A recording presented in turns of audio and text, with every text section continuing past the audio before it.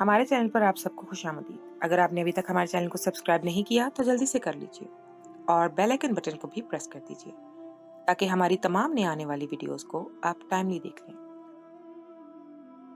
मैंने ये सुना तो था कि अरबी औरतें अपने शौहरों के साथ हम बिस्तरी करने की बहुत दीवानी होती है, उनको खुश करने के लिए कई टोटके भी इस्तेमाल करती हैं। मगर मेरी मालकन तो हद ही करती थी इसमें। जब उसके शौहर के पास जाने से पहले तेल में एक चीज़ मिलाकर, और वो चीज़ क्या थी जिससे वो अपने शौहर को खुश करती है, जानने के लिए वीडियो को पूरा देखना लाजमी हो।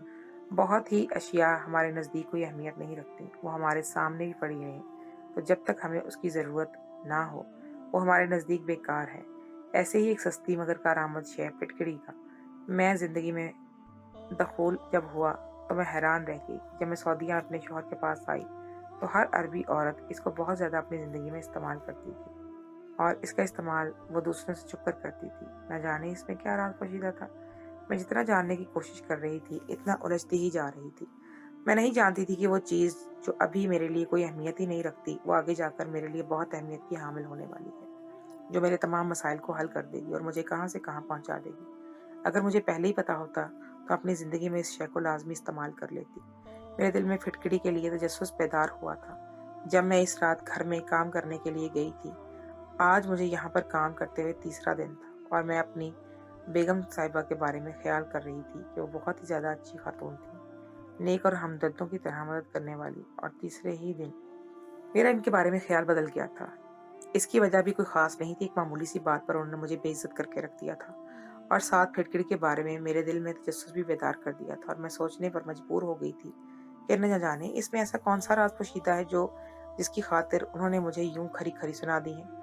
और बाद में उन्होंने इस बात पर मुझसे माजरत भी कर ली थी और ये सोचने पर मजबूर भी कर दिया था कि मैं ऐसा क्या राज छुपाया हुआ था। एक दिन जब मैं खाना बना रही थी तो बेगम साहिबा कहने लगी, काफ़ी दिनों से मेरी मुलाजमा काम पर नहीं आ रही, जिस वजह से किचन की कैबिनेट वगैरह सख्त ही खराब हालत में है। अगर तुम इनकी सफाई अच्छे से कर दो तो मैं तुम्हें इसकी सफाई की रकम दूंगी। अंधे को क्या चाहिए दो आंखें। मैंने फौरन उनकी बात पर अमल दरामद करना शुरू कर दिया था। फिर जब मैं कैबिनेट की सफाई कर रही थी तो बेगम साहिबा ने कहा कि फालतू सामान उठाकर बाहर फेंक देना।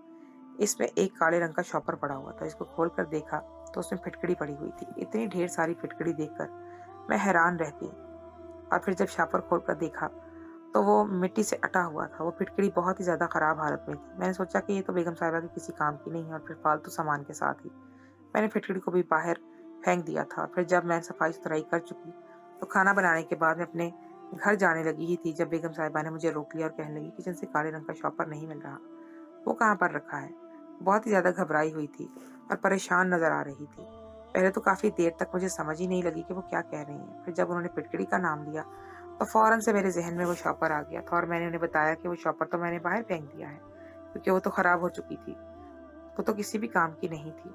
बेगम साहिबा ने सुनकर गुस्से से लाल पीला होना शुरू हो गई और फौरन से वहां पर पहुंची जहां पर फालतू सामान फेंका हुआ था। मगर अब तो कूड़े वाला सब कुछ उठाकर लेकर जा चुका था। मगर बेगम साहिबा कहने लगी मुझे कि कुछ फेंकने से पहले मुझे बता देना तो चाहिए था ना।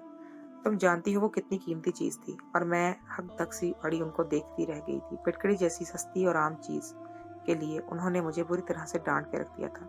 इस बात पर मेरा मूड बुरी तरह से ऑफ हो गया था। इन बातों की वजह से मुझे बहुत ज्यादा रोना आ रहा था। जब मैं घर में गई तो मेरा मूड बहुत बुरी तरह से ऑफ देखकर मेरे शौहर ने इस बारे में पूछा तो मैंने उन्हें सारी बात बता दी। ये सुनकर उन्होंने मुझे तसल्ली दी और कहने लगे कि बस थोड़ा सा ही वक्त मुश्किल है, सब्र के साथ ये वक्त गुजार लो, मैं इंशाल्लाह जल्द ही सब बिल्कुल ठीक हो जाएगा और तुम्हें फिर घर से बाहर निकलने की जरूरत ही नहीं पड़ेगी। उनकी बात सुनकर मैं खामोश हो गई, मगर दिल ही दिल में ये बात खटक रही थी कि उन्होंने खराब मूड के साथ जब शौहर के सामने गई तो उसने पूछा। मैंने उन्हें सारी बात जब बताई तो ये सुनकर उन्होंने मुझे तसल्ली दी और कहने लगे कि बस थोड़ा सा ही वक्त मुश्किल है, क्या करें, गुजारना तो पड़ेगा ही और फिर तुम्हें घर से बाहर मैं नहीं निकलने दूंगा। लेकिन दिल ही दिल में ये बात तो मुझे खटक रही थी कि उन्होंने मुझे फिटकड़ी की वजह से इतना क्यों डांटा, जबकि कल मुझसे इतना कीमती गुलदान यानी डेकोरेशन पीस टूट गया था और इस बात पर उन्होंने मुझे कुछ भी नहीं कहा था। जब यही बात मैंने अपने शौहर से पूछी तो वो कहने लगे कि मैं कुछ भी नहीं जानता इस बारे में और मैं सोच रही थी कि न जाने क्यों अरबी खवातीन के लिए फिटकड़ी बहुत ज्यादा अहमियत की हामिल है। मगर ये सवाल ऐसा था कि इस जैसी सस्ती चीज को वो इतनी अहमियत क्यों दे रहे थे, क्योंकि हमारे पाकिस्तान में तो ये हर जगह पर बिक रही है और पाकिस्तानी तो इसका इतना ज़्यादा इस्तेमाल नहीं करते। मुझे मज़ीद पैसों की ज़रूरत पड़ी तो मैंने एक और घर में काम करना शुरू कर दिया और जब मैं इस घर में गई तो ये देखकर हैरान रह गई कि इसके किचन कैबिनेट में बहुत ज़्यादा तादाद में फिटकड़ी पड़ी हुई थी। फिर मैंने जब एक ख्याल के तहत बेगम साहिबा से पूछा कि आप इस फिटकड़ी का इस्तेमाल किस लिए करती हैं? ये सुनकर उन्होंने बात बदल दी और खाना अच्छे से बनाने की ताकीद करके किचन से बाहर चली गई और मैं हैरान परेशान रह गई। फिर ऐसा होने ही लगा था। दोनों घरों की बेगम साहिबा किचन का कोई काम नहीं करती थी। हर काम के लिए उन्होंने मुलाजिम रखे हुए थे। जब मुझ पर काम का बोझ बढ़ गया तो फिर मैंने एक घर का काम छोड़ दिया, मगर ये सोचकर हैरान रह गई थी कि आखिर दोनों खवातीन फिटकड़ी को इस कदर छुपा छुपा कर क्यों रखती थी। बेगम साहिबा कि हाँ, मुझे खाना बनाते हुए काफ़ी देर गुजर गई थी। आज इनके घर में कुछ मेहमानों ने आना था, इसलिए सुबह से लेकर रात तक मैंने वहीं पर रुकना था। इसलिए बेगम साहिबा मुझे अलग से इजाफी रकम भी दे रही थी और रकम ज़्यादा के लालच में मैं यहीं पर काम करने के लिए तैयार हो गई थी, क्योंकि मेरी सास अब बहुत ज़्यादा बीमार थी। ऊपर से मेरी नंद की शादी भी सर पर आन खड़ी थी। ऐसे में मुझे पैसों की अशद ज़रूरत थी। मेरी शादी को भी 5 साल का अरसा गुजर गया था। 5 साल से मैं औलाद की नेमत से महरूम थी और मैं भी ये भी अब चाहती थी कि किसी अच्छे डॉक्टर से मैं अपना इलाज करवाऊं। मैं जिस घर में काम कर रही थी, ये अभी औलाद की नेमत से महरूम थी, मगर इनका इत्मीनान काबिल दीद था। इनको इस कदर पुरसुकून देखकर मैं सोचती कि शायद इनकी ज़िंदगी मुकम्मल है, इसलिए इन्हें औलाद की कमी महसूस होती। मगर मुझे तो उठते बैठते शिद्दत से इस कमी का एहसास होता था और मैंने औलाद के लिए कितनी मिन्नतें और मुरादें मानी थी, मगर अभी तक इस नेमत से महरूम ही थी। और अब सोच रही थी कि नंद की शादी हो जाए तो मैं अपना किसी अच्छे से डॉक्टर से इलाज करवाऊंगी। रात को खाना बनाने के बाद जब मैं जाने लगी तो बेगम साहिबा किचन में आई और फिर उन्होंने कैबिनेट से फिटकड़ी निकाली और उसे एक बर्तन में डाल दिया और फिर दूसरे कैबिनेट से एक अजीब सी चीज़ निकाल कर इस बर्तन में डाल दी और देचके को उन्होंने ऊपर से ढक दिया था। ये देखकर मुझे हैरत का शदीद झटका लगा और इनसे मैं पूछने लगी कि बेगम साहिबा, ये आप क्या कर रही हो? मुझे देखकर चौंक गई। उनके चेहरे पर गुस्से के तासुरात थे। फिर वो मुझे गुस्से से कहने लगी कि तुम अपने काम से काम रखा करो, हर काम में दखल अंदाजी मत किया करो। इनकी इस तरह बोलने पर मैं चुपचाप रह गई। दूसरी बार मुझे डांट रही थी और वो भी सिर्फ एक मामूली सी बात पर। शायद इनके लिए फिटकड़ी बहुत ज़्यादा अहमियत की हामिल थी। इसके बाद बेगम साहिबा कहने लगी कि मैं अपने कमरे में जा रही हूँ, तुम बर्तन धो लो और जब फारिग हो जाए तो ड्राइवर तुम्हें छोड़ आएगा। आज चूंकि मुलाजमा नहीं आई थी तो आज बड़े बर्तन धोने की जिम्मेदारी भी मेरी ही थी।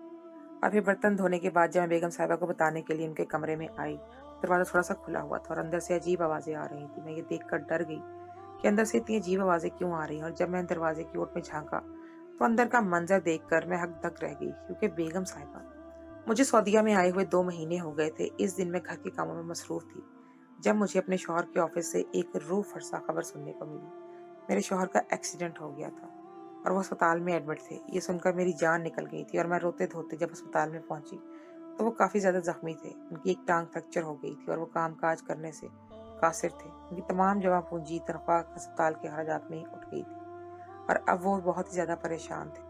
खर्चों की एक तवील फहरिस्त थी जो हमारा मुंह चढ़ा रही थी। मेरी सास बीमार रहती थी, उनकी दवाओं का खर्चा काफ़ी, बाकी घर के अखराजात से। इस वजह से हम दोनों बहुत ज़्यादा परेशान थे। घर में खाने के भी लाले पड़ने लगे थे। मेरे शौहर बहुत ही ज़्यादा चिड़चिड़े हो गए थे। हर वक्त वो इसी सोच में गुम रहते थे कि क्या किया जाए। कंपनी इन्हें तनख्वाह तो दे रही थी, मगर आधी से ज़्यादा तनख्वाह इनकी दवाओं में और इर्द गिर्द के घर के भेजने के चक्कर में हो जाती थी और हमारे पास पैसे ही बचते कितने थे। ऐसे में हम दोनों औरतों के लिए गुजारा करना बहुत मुश्किल था। तभी मैंने डरते डरते अपने शौहर से जब काम करने की बात की तो वो मेरी तवक्को के मुताबिक आगबूला होकर कहने लगे कि मैं अभी मरा नहीं हूँ, अभी मैं जिंदा हूँ। तुम्हें यूं दियारे गैर में काम करने के लिए घर से निकलने नहीं दे सकता। मगर मैं भी क्या करती, मजबूर थी। और जब बार बार अपने शौहर के सामने मैंने ये बात रखी तो वो कहने लगे कि ठीक है, मगर तुम क्या करोगी, मुझे ये भी तो बताओ। मैंने उनके सामने खाना बनाने की तजवीज़ रख दी। मेरे हाथ में जायका बहुत ज़्यादा था। हर कोई मेरे खाने की तारीफ करता था। मेरे शौहर ना चाहते हुए भी इस बात पर राजी हो गए, क्योंकि वो मुझे बहुत मजबूर करते थे। इनको मालूम था कि ज़िंदगी की गाड़ी इस तरह नहीं चल सकेगी। मैंने इनसे कह दिया था कि अब जब आप ठीक हो जाएंगे तो मैं ये काम छोड़ दूंगी। फिर मैं करीब ही एक अरबी औरत के घर गई, उसे अपनी खदमात पेश की तो उसने मुझे सर से लेकर पाँव तक देखा। ऐसे लग रहा था जैसे पाकिस्तानी को पसंद नहीं करती। मगर फिर उसने मुझे खाना बनाने के लिए किचन में भेज दिया था। कहने लगी कि तुम्हारा खाना पसंद आ गया तो मैं तुम्हें इस नौकरी पर रख लूँगी, क्योंकि हमारा शेफ़ खाना बहुत ही ज़्यादा बदजायका बनाता है। उसकी बात सुनकर मैंने जी जान से खाना बनाया था। मैं पर उम्मीद थी कि ये खाना उसे पसंद आ जाएगा और ऐसा ही हुआ। उसने मुझे ना सिर्फ नौकरी पर रख लिया बल्कि मुझे इनाम के तौर पर एक इजाफी रकम भी दी थी। मैं खुशी से दीवानी हो गई थी। मुझे इस औरत से कोई मसला नहीं था, ना ही इसकी एक भी बात मुझे अजीब लगती थी। वो फिटकरी का इस तरीके से इस्तेमाल क्यों कर रही थी? सबसे ज़्यादा हैरत की बात ये थी कि उसका इस्तेमाल किस चीज़ के लिए था। मेरी दोनों मालकिन फिटकरी की बाकायदा तौर पर इस्तेमाल करती थी। हर रोज़ वो किचन में कैबिनेट से फिटकरी उठाती थी और फिर मतलब कि वो फिटकरी का रोज़ की बुनियाद पर इस्तेमाल करते थे। बात समझ में नहीं आ रही थी, आखिर वो इसका करती क्या थी? क्योंकि काम तो इनकी सारी नौकर-चाकर करते थे। क्या वो किसी ज़्यादती की ज़रूरत के लिए फिटकरी का इस्तेमाल करती थी? इस तरह की बातें मेरे ज़हन में आती रहती थी। फिर मैं ड्राइवर के साथ काम ख़त्म करने के बाद अपने घर आ गई थी। आज मुझे बेगम साहिबा ने मेरे काम से ज़्यादा इज़ाफ़ी रकम दी थी। शायद ये इनका एहसास नदामत था या वो मेरे काम से खुश हुई थी। बहरहाल जो भी था, मेरा इसमें फ़ायदा हो गया था और अब मेरे शौहर भी पहले से काफ़ी हद तक बेहतर हो गए थे। चलने-फिरने के काबिल हो गए थे। आज कुछ दिनों कुछ दिनों से उन्होंने अपने दोबारा ऑफ़िस में काम के लिए जाना शुरू कर दिया था। वो मुझसे बहुत खुश थे। उन्हें इस चीज़ का एहसास था कि मैं इनका साथ नहीं छोड़ा, बल्कि इस मुश्किल वक़्त में भी इनकी मदद की। जब भी वो मेरी बहुत ज़्यादा कदर करते थे और मुझसे बहुत मोहब्बत भी पहले से ज़्यादा करने लगे थे। अब जब भी मैं इनके सामने औलाद की कमी का रोना रोती तो वो उल्टा मुझे ही समझाते और कहते कि सब ठीक हो जाएगा, अल्लाह ने चाहा तो हमें औलाद की नेमत से ज़रूर नवाज़ेगा। तुम बहुत अच्छी हो और अल्लाह पाक अच्छे लोगों को सब्र को आज़माता रहता है। वो तुम्हारा कभी सब्र ज़ाया नहीं करेगा। उनकी बात पर मैं मुस्कुरा दी थी। फिर जब मैंने उन्हें अपनी उलझन का ज़िक्र किया तो वो कहने लगे कि ये तो तुम बहुत ही ज़्यादा जज्बे की तबीयत के मालिक हो। क्यों हर बात के पीछे पड़ जाती हो और जब वो इस बात के बारे में तुम्हें नहीं बताना चाहती तो तुम क्या कर सकती हो? हो सकता है कि उनका ऐसा राज़ हो जो किसी अजनबी पर ज़ाहिर ना वो करना चाहती हूँ। और फिर जब मैं चुप की चुप रह गई। आज जो कुछ मैंने देखा उसका ज़िक्र अपने शौहर से नहीं किया था। कुछ दिनों के बाद मेरे शौहर सेहतयाब हो गए थे। फिर उन्होंने मुझे अपने ऑफ़िस जाना शुरू कर दिया था। उनको ऑफ़िस में रुख़्सत करके मैं भी सोच लिया था कि महीना मुकम्मल होते ही मैं ये नौकरी छोड़ दूँगी। और उनके जाने के बाद मैं आँखों से मुस्कुराई थी और थोड़ी देर के बाद खुद भी अपने काम पर चली गई थी। वो औरत बहुत अच्छी थी, मगर ना जाने क्यों फिटकरी का जब भी ज़िक्र आता था तो वो आग बबूला हो जाती थी और तमाम लिहाज़ बलाए तराक रख दिया करती थी। अब जब मैंने इसे ऐसा इस्तेमाल करते हुए देखा तो तब मैं हैरान थी। अब मैंने सोच लिया था कि मैं इस रात से पर्दा उठाकर रहूँगी। हमारे मोहल्ले में एक इंडियन मुस्लिम फैमिली रहती थी। इस औरत की मेरे साथ बहुत अच्छी लैक-सलैक हो गई थी। वो शुरू से ही यहीं पर रिहाइश पज़ीर थे। वो मुझसे बहुत अच्छी तरह से मिलती थी, मगर मेरे शौहर का मेरा इन लोगों के घर आना-जाना बिल्कुल भी अच्छा नहीं लगता था। जब भी मैं इनके घर में आती-जाती नहीं थी। इस दिन काम से छुट्टी थी क्योंकि आज बेगम साहिबा घर पे नहीं थी और उन्होंने मुझे आज छुट्टी दे दी थी। आज मैं पुरसुकून थी। थोड़ी देर बाद मुझे दरवाजे पर बेल सुनाई दी। जब मैंने दरवाज़ा खोला तो सामने ही वही औरत खड़ी थी। वो कहने लगी, मेरी तबीयत सख्त ख़राब है और मैं अकेली हूँ। मुझे अस्पताल में जाना है। अगर आम हालात होते तो मैं इनकार कर देती, मगर अब वो बीमार थी और उसे मेरी मदद की ज़रूरत थी। जब भी फिर मैं उसके साथ अस्पताल चली गई थी। इस औरत की शादी को 10 साल का अरसा गुजर गया था और वो अभी तक औलाद की नेमत से महरूम थी। जब मैं इसके साथ अस्पताल में गई तो डॉक्टर ने उसे बताया कि वो माँ बनने वाली है। ये खुशी सुनकर उसकी आंखों से आंसू निकल पड़े थे और वहीं पर दिल ही दिल में ये एहसास पैदा हो गया था कि काश मैं ये खबर सुन सकूं। मैंने कहा, काश मैं भी ये खबर सुन सकूं। ये बात सुनने के लिए मेरी दुकान ही तरस गए थे। जब डॉक्टर ने उससे पूछा कि उसने कौन सी मेडिसिन इस्तेमाल की है, मैं भी ये बात जानने के लिए बेताब थी। वो उसे कहने लगी कि आपके बताए हुए नुस्खे का इस्तेमाल किया था और अल्लाह ने करम कर दिया। ये बात सुनकर मैं हैरत से उसकी तरफ देखने लगी। अब मैं जल्दी से वो नुस्खा जानने के लिए तड़प रही थी, जिसकी वजह से उस औरत पर अल्लाह ताला ने इतने साल के बाद करम किया था। इतने में उसका शौहर वहाँ पर आ गया और मैं उसकी कोई बात भी नहीं कर सकी। वापसी का सफ़र हम लोगों ने खामोशी से काट लिया था। मैं अपने घर आ गई। घर आने के बाद भी मुसलसल मैं इसी बारे में ही सोचे जा रही थी। अगले दिन जब मैं काम पर गई तो बेगम साहिबा पहले ही किचन में मौजूद थी और मुझे देखकर वो चौंक गई और कहने लगी, तुम अभी बाहर बैठो, मैं अभी आती हूँ। वो चूल्हे पर कोई बर्तन रखे खड़ी कोई चीज़, मगर क्या क्या बात है? गुस्से से वो कहने लगी, तुम्हें सुनाई नहीं दिया? मैंने क्या कहा? फौरन से बाहर चली जाओ। उसकी इस हद दर्जा ज़लील पर मेरा गुस्से से बुरा हाल था, मगर चूंकि मैं उसके घर में खड़ी थी और उसका काम कर रही थी, इसलिए मैं अपने गुस्से को कंट्रोल कर दी। मगर मुझे इस औरत का ये बहुत उनके घर काम करने की वजह से मैंने अपने गुस्से को कंट्रोल कर लिया था, मगर मुझे इस औरत का रवैया बहुत बुरा लगा था। न जाने वो कभी अपना ओवर रिएक्ट क्यों कर जाती थी और बाद में वो माजरत भी करती थी। अब जब मैं सिटिंग एरिया में आकर बैठ गई, थोड़ी ही देर बाद वो औरत किचन से बाहर आई और अपने लिबास में कोई चीज़ छुपा रखी थी। वो चोर नज़रों से मुझे देखते हुए अपने कमरे की तरफ गई थी। मेरे बैठते ही थोड़ी देर बाद वो औरत किचन से बाहर निकली और अपने लिबास में जो चीज़ छुपाई चोर नज़रों से देखते हुए अपने कमरे में चली गई। थोड़ी देर बाद आकर मुझे कहने लगी कि अच्छा सा खाना बनाना। अब वो मुझसे नॉर्मल अंदाज में बात कर रही थी, बातचीत करने लगी जैसे कि हम दोनों में इससे पहले कोई बात नहीं हुई थी। और मैं इसके पल पल रंग बदलते हुए देखकर हैरान परेशान रह गई थी। खाली देश का सिंह में पड़ा हुआ था। अब जब मैंने देखा तो उसके बर्तन में खाने के बजाय कोई और ही चीज थी, जिसकी अजीब सी बदबू आ रही थी, अजीब सी ही स्मेल जिसकी आए जा रही थी। मैंने उसके देचके को अच्छी तरह से धोया और फिर इसी में खाना बनाने लगी। थोड़ी देर बाद मालकन कुछ किचन में मुझे चाय बनाने के लिए कहने के लिए आई, मगर जब उसकी नजर पड़ी देचके पर तो वही तरह चीख पड़ी और मुझे कहने लगी, चिल्लाने लगी, जाहिल औरत, तुम कोई भी काम ढंग से नहीं करती हो। तुम्हें इस देचके को इस्तेमाल करने की क्या जरूरत थी? इसमें तुमने खाना क्यों बनाया? क्या और बाकी बर्तन खत्म हो गए थे? अब फिर वो मुझ पर बरस रही थी और अब मेरी बर्दाश्त की भी जवाब हो गया था। तभी मैंने उससे कहा कि इस देचके में ऐसी कौन सी खास बात है जो इसको बंदा खाना नहीं इसमें बना सकता? वैसे भी आपको मैं अच्छे से धोकर ही इस्तेमाल इसको कर रही हूँ। अब की बार वो कहने लगी कि मैं इसमें दवाई बनाती थी। इस बर्तन को मैंने खाने के लिए इस्तेमाल नहीं किया था। ये ऐसी दवा के लिए मखसूस करके रखा हुआ है। मगर तुम हमेशा कोई ना कोई गड़बड़ कर देती हो। और फिर वो किचन से बाहर निकल आई। अब मैं सोच लिया था कि आज के बाद मैं ये काम करने के लिए नहीं आऊंगी। तभी मैंने बेगम साहबा के कमरे में गई और उन्हें जब ये अपना फैसला सुनाया, वो तो हैरान सी होकर मेरे चेहरे की तरफ ही देखने लगी। फैसला सुनकर क्या मतलब इस बात का कि तुम काम नहीं करोगी? तुम जानती हो मुझे तुम्हारी जरूरत है और तुम्हारे हाथ का खाना भी मुझे पसंद है। मेरा शौहर तुम्हारे खाने से बहुत खुश है। वो तुम्हारे हाथ के सिवा किसी का खाना नहीं खाते। तुम इस तरह मुझे छोड़कर नहीं जा सकती हो। और अगर तुम चली जाओगी तो किचन का काम कौन करेगा? बेगम साहिबा, ये आपकी जिम्मेदारी है। मैं रोज रोज जरा जरा सी बात पर आपसे बेइज्जती नहीं करवा सकती। मैं कोई पेशा वराना मुलाजमा नहीं हूँ। मजबूरी में शौहर के एक्सीडेंट की वजह से मुझे ये काम करना पड़ा है, लेकिन अब मेरा शौहर मुकम्मल तौर पर सेहतयाब है। मैं इस जलन को भी खत्म करवाती हूँ। उसके शौहर के ऑफिस जाते ही मैं ये काम नहीं करूंगी। बेगम साहिबा हैरान रह गई और कहने लगी कि तुमको मेरी कौन सी बात बुरी लगी? और मैं हैरत से इनकी तरफ देख रही थी। या इनको जरा भी एहसास नहीं था कि वो इतनी छोटी सी आम चीज की वजह से मेरी कितनी बेइज्जती कर देती थी? शायद करने वाले को एहसास ही नहीं होता है। जिसकी बेइज्जती होती है, जिस पर बीत रही होती है, वही जानता है। मुझे आखिर समझ नहीं आती थी कि इस फिटकड़ी में ऐसा कौन सा राज है जिसकी वजह से आप मुझे मामूली सी बात पर डांट कर रख देती हैं। उनके चेहरे पर एक तारीख सा साया लहराया। वो बेड पर बैठ के कहने लगी कि ये राज नहीं बल्कि मेरी कमजोरी है, जो मैं किसी पर अया नहीं करना चाहती। ये कहकर उनकी आंखों से टप टप आंसू बहने लगे थे।